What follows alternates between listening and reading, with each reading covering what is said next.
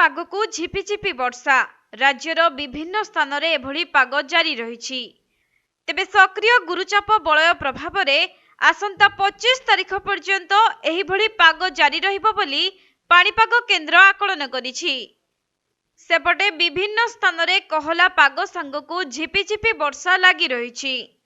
विशेषकर दक्षिण उपकूल ओडिशा समेत कटक, जाजपुर, जगतसिंहपुर, केन्द्रापड़ा, भद्रक एवं अभ्यंतरीण जिला गुड़िक प्रभावित होइछि। एहा छड़ा विभिन्न जिल्ला रे कुहुड़ी पड़िबा नेई सतर्कता मध्य जारी करा जाइछि, जहाकि आज घन कुहुड़ी को नेई अनुगुल, ढेंकानाल, बालेश्वर, भद्रक, जाजपुर, मयूरभंज, केन्दुझर और संबलपुर आदि जिला को येलो अलर्ट जारी करा जाइछि। तेबे 26 तारिखरु पागरे परिवर्तन आसिबार संभावना रहिथिबा पाणीपाग विभाग पक्षरु सूचना मिलिछि।